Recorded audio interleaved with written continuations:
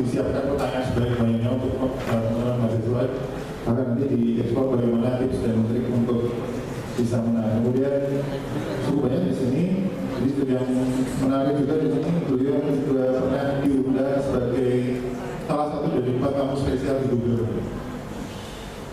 Terus diundang juga sebagai satu dari 2 University IoT Project Developer untuk implementasi Intel Galileo oleh Intel Indonesia. Kemudian lomba Indonesia Cup sudah pernah diikuti sampai semifinal. Lalu finalis juga di Komasi Kusu untuk UX design. Lalu pasien ini juga pernah bekerja di berbagai bidang, salah satunya jurnalistik ya, jurnalistik termasuk bidang IT itu saja. Kemudian di pengalaman kepanitiaan organisasi banyak sekali, jadi saya kira tidak ada alasan organisasi kok nggak aktif berorganisasi kok nggak ikut lomba. Jadi beliau ini sudah berlomba juga aktif di organisasi juga, jadi sibuk sekali di sini. Langsung saja, tidak perlu berlama-lama. Kami persilakan Mas Andreas Dendi Indralama untuk ke atas panggung.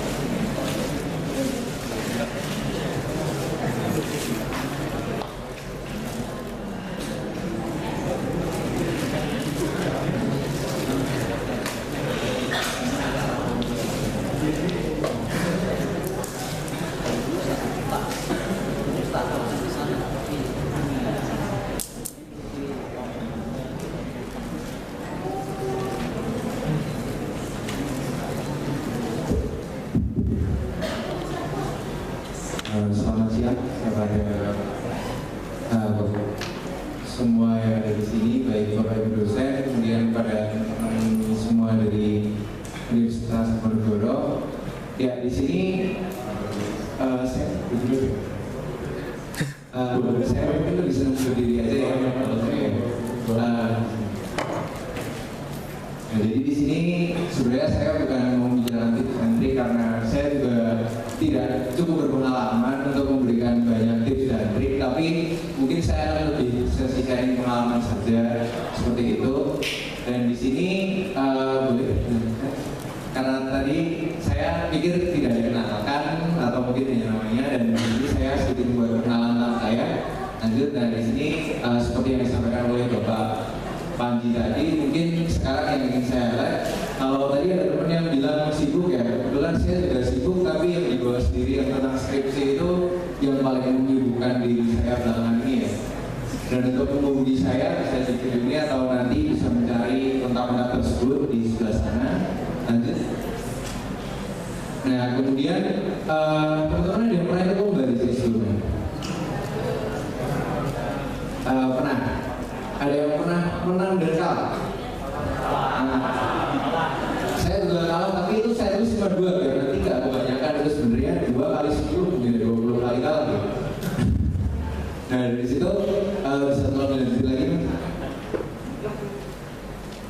Oh ada.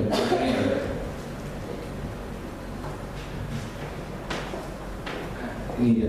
Nah ini kegagalan saya itu dimulai di 2014. Jadi waktu saya mengikuti sebuah lomba pertama saya itu salah satunya adalah gimnastik, dan di gimnastik itu ini lomba pertama kali saya waktu kuliah dan saya gagal. Saya menjadi finalis di dalam 10 besar tersebut, dan di tahun tersebutlah ada yang tim terinspiratif itu, dan itu dari kategori desain UX juga. Kemudian saya mengikuti lomba lainnya, salah satunya karena waktu mahasiswa IT saya tertarik dengan bidang bisnis. Dan dari situ saya tertarik untuk mengikuti mandiri entrepreneur kategori digital. Dan di situ saya hanya mencapai juga dan tidak mendapatkan prestasi lebih dari itu. Nah selanjutnya ini adalah prestasi pertama saya mendapatkan juara 1 dalam Kominfo pada Software Development Competition.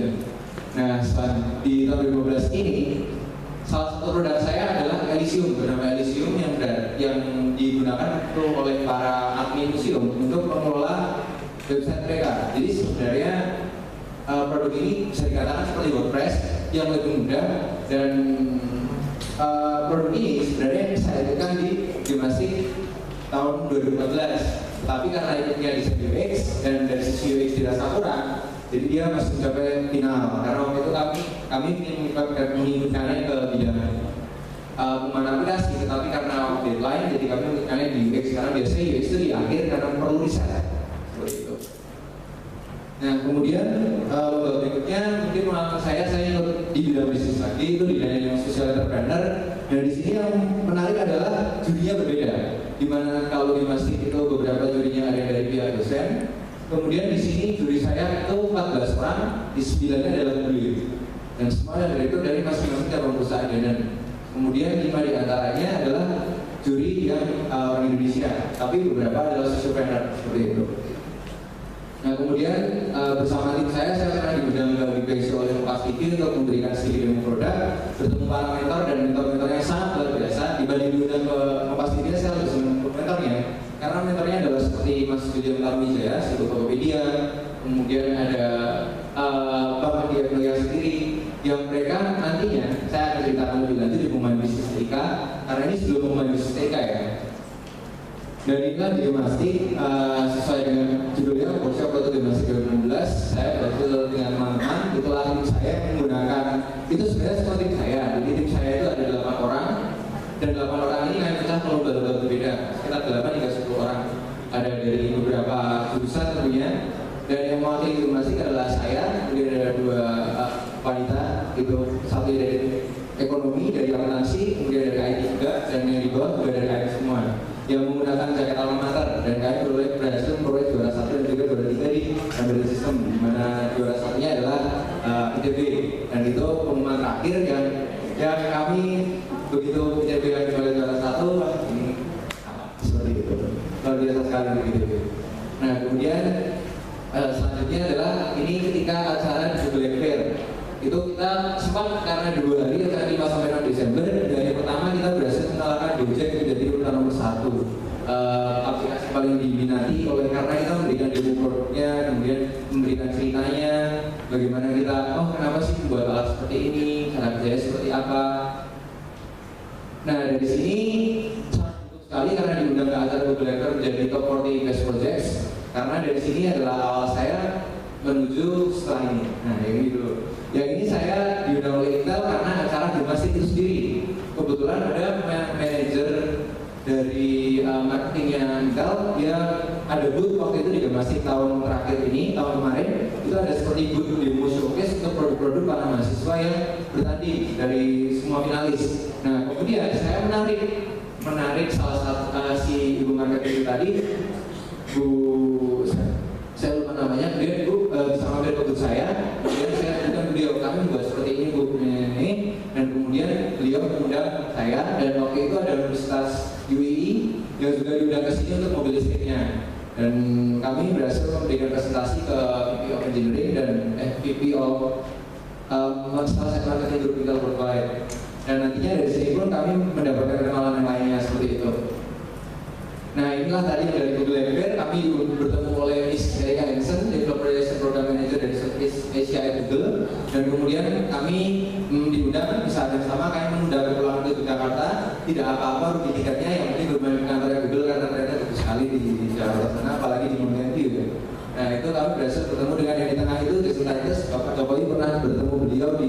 diri ke sana, tapi kami belum pernah berkesempatan untuk pergi ke sana. Dan ini sampai sekarang masih kami simpan seperti semacam boarding pass atau bisa dibilang untuk masuk ke ruangan Google seperti itu.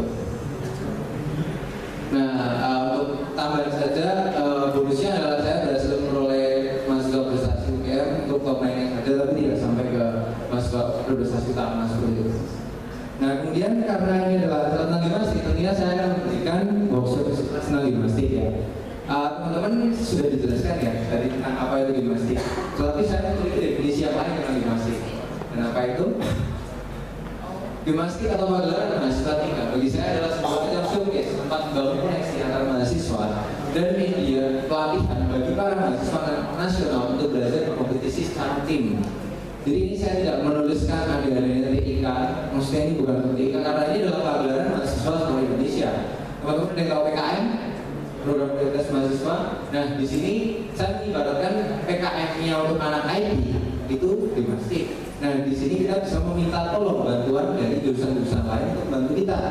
Contohnya, ketika teman-teman di sini IT ingin mengikuti lomba pengumuman bisnis TIK, teman-teman membutuhkan mahasiswa mungkin akuntansi atau mungkin ekonomi, dan kemudian untuk lomba yang lainnya seperti animasi, teman-teman membutuhkan teman-teman lainnya anak DKP atau desain komunikasi visual. Dan kompetisi ini diselenggarakan oleh Menristek Pendidikan Tinggi dan merupakan salah satu kompetisi bergengsi nasional yang diselenggarakan oleh pihak kementerian. Kemudian berpindah lokasi dari Universitas Tuan Rumah dan sepertinya tahun ini di Universitas Indonesia. Kemudian ini waktu saya juara masih 8 tadi sudah saya jelaskan. Nah itu kebetulan juara itu kalau tidak salah dari TB bisa ditulis kalau tidak salah. Nah kemudian ini saya langsung masuk ke lomba-lomba saja, yaitu yang dipersiapkan untuk kategori yang saya inginkan pengembangan bisnis yang saya mendapatkan medali emas di situ. Di sana akan dibagi menjadi 3 tahap, dan tahapan pertama adalah tahapan executive summary. Executive summary ada yang pernah tahu? Ada yang pernah dengar tentang executive summary? Atau siapa yang tadi mau pengembangan bisnis TK ya? Jadi sepertinya banyak yang hidup tangan lebih dari 8 orang. Saya nggak akan ngasih dia dong. Kok sekarang yang lucu jadi gak ada ya? Mungkin saya kalau nggak skriptif gitu saya pengen ikut lagi sih karena ini lombanya menarik karena selama ini kan dia business case. Business case itu biasanya kita dikasih waktu saya ikut lomba business case itu kita dikasih case bisnis, kemudian salah satu penyelesaiannya dari sisi bisnis. Dari sisi bisnis itu contohnya kayak kita, misalkan ada case bisnis A. Nah, case bisnis A itu menuntut kita apa-apa dan kita harus berikan dari sisi infrastruktur, kemudian dari sisi kita menyelesaikan masalah itu secara bisnis manajemen, kemudian seperti cash flow-nya bagaimana. Nah, kemudian harus TK yang bedanya adalah kita ini seperti membangun sebuah startup. Nah, itu yang seru. Dan tadi yang tunjukkan harusnya semakin seru, tapi kok dari situ beneran nggak ada nih yang bilang cuma di TK. Ini kalau nggak salah kemarin kalau minatnya terbanyak sekitar 330 atau 340 proposal gitu. 340 summary gitu saya. Seperti itu. Nah ini tuh cuma sekitar 2 atau 3 halaman nanti yang saya berikan contohnya tentang executive summary yang saya buat dengan teman ya. Nah di sini tips saya pertama adalah ringkas jelas tentang sasaran dan persuasi. Anda berbicara tentang bisnis, semua teman-teman akan berbicara tentang bisnis. Jadi menurut saya bisnis itu adalah bagaimana kita bisa mempengaruhi orang lain. Bagaimana ketika saya membaca tulisan yang sangat singkat, saya tahu bahwa ini adalah sebuah bisnis. Saya tahu apa yang betul dan saya tahu apa yang bisa saya investasikan ketika berbisnis bertemu dengan bisnis. Kemudian ketika seorang berbisnis bertemu dengan seorang penjual, adalah akan mengerti produk Anda itu apa. Jadi seperti summary, Anda tidak membicarakan tentang cash flow, kemudian BEP atau break-even point, tapi Anda akan berbicara tentang produk Anda, bagaimana cara Anda menjual produk tersebut secara benar-benar jelas. Dan bagi saya, ringkas jelas kepada persuasi itu adalah salah satu kunci dan itu adalah tips satu-satunya. Karena ketika Anda tidak bisa menyelesaikan itu, ya itu akan menjadi sesuatu yang sulit. Dan boleh diberikan contohnya?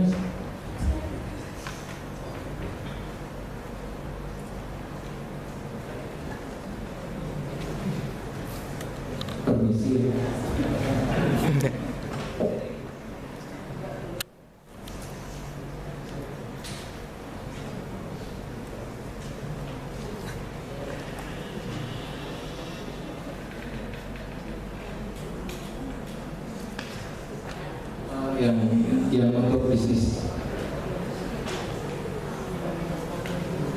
yang bisnis itu yang ada tulisannya ES sebelah kiri atas.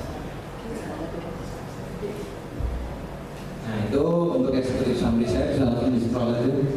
Nah ini saya membangun produk bernama Siramin. Jadi di pengembangan di Masih itu saya membuat dua produk sejenis dengan metode yang berbeda, baik dari sisi pendekatan, infrastruktur, dan eksekusinya. Jadi untuk yang Siramin di sini saya membangun sebuah produk sistem penyiaran otomatis berbasis web untuk para petani. Jadi di sini saya mengangkat sociopreneurship yang juga disambungkan dengan model bisnis. Jadi waktu itu seperti ini, boleh di scroll ke bawah. Nah itu ada di sini kontrol ini. Terus langsung scroll aja. Nah cuma seperti ini ya yang disebutkan eksekutif summary. Tapi di sini saya meng-highlight naik sedikit yang ke atasnya lagi. Terus. Nah ini untuk menentukan harga kalian menggunakan dua macam pricing strategi. Jadi teman-teman di sini untuk bisnis Anda harus tahu tentang teorinya, teori dalam bisnis. Seperti kita menggunakan market skimming pricing strategi, yang artinya market skimming itu adalah kita menerapkan harga yang di untuk keuntungan itu seminim mungkin, kemudian dibuat orang itu misalnya contoh petani akan sangat-sangat tidak memiliki kemampuan untuk yang mahal. Kemudian dia menerapkan market skimming pricing strategi agar mereka bisa membeli Siramin dengan harga yang sangat murah. Seperti itu dengan meminimalisir yang disebut dengan laba atau profit. Berulangi. Kemudian kami juga menerapkan market penetration pricing strategi itu untuk yang mahal-mahal. Lanjut lagi bawah. Nah, di sini ada sekilas memang, tapi teman-teman tidak perlu menjawab secara detail dari sisi tabel-tabelnya, kemudian secara lengkapnya, cukup memberikan yang singkat karena biasanya cash flow itu penting karena kita berbicara tentang bisnis bisnis. Kalau kita bicara bisnis, teman-teman nggak tahu cash flow-nya, itu akan sangat-sangat sulit karena kita nggak tahu kapan bisnis itu profit. Ya. Dan kalau memang teman-teman itu sociopreneur, tunjukkan bahwa profit bukan yang utama dan semua bisnis mengalami rugi. Jadi jangan pernah takut membuat bisnis plan yang Anda itu rugi. Karena rugi di awal itu belum tentu Anda akan rugi di akhir. Semua bisnis itu harus rugi karena itu adalah initial investment yang kita buat. Kemudian kita berbicara tentang ROI, return of investment, net income. Kemudian tentang discount factor atau NPV. Nah itu sangat saja kalau dijelaskan. Nah, kemudian di close saja. Kemudian kembali ke presentasinya. Ya. Nah kemudian selanjutnya adalah di tahap kedua ya. Next. Ini. Tahap kedua adalah bisnis plan. Jadi pertama diseleksi dari executive summary. Dia dengan 3 halaman ya. 3 halaman Anda harus diseleksi dari beberapa. Terus kemudian masuk ke bisnis plan. Itu kayaknya waktu bisnis plan itu ada 40 berapa semifinalis seperti itu. Nah dari sini tadi bisnis plan tunjukkan value dari produk Anda dan bisnis yang realistis, aliran uang, angka cara marketing dan lain-lain. Di pengembangan bisnis TIK juga ada video, seleksi dari video itu juga sangat-sangat diperhitungkan. Nanti akan saya tunjukkan videonya. Bagaimana cara membuatnya yang benar. Dan di sini tunjukkan value dari produk Anda itu maksudnya adalah saya sociopreneur, tapi tunjukkan bahwa Anda memang seorang sociopreneur di proposal bisnis Anda. Kalau Anda langsung mengatakan saya membutuhkan modal 1,6 miliar, kemudian nanti terbuang dan target market Anda ternyata adalah orang-orang kaya. Nah itu bukanlah bentuk sociopreneur. Tapi waktu saya membuat Siramin juga untuk petani. Nah bagaimana cara mengakomodir petani untuk membeli Siramin? Kita menggunakan yang disebut mikrokredit. Mikrokredit itu seperti apa? Kita buat kredit Siramin 3 tahun. Atau mungkin teman-teman kalau lebih ide lainnya adalah menggunakan leasing. Leasing itu kalau teman-teman tahu adalah kita bayar sekitar 2 tahun, kemudian 2 tahun tersebut alatnya menjadi milik kita. Tapi kalau kita menggunakan direct selling untuk petani, misalnya petani sudah milik kita, akan sangat beratnya mereka. Dan tentunya akan ada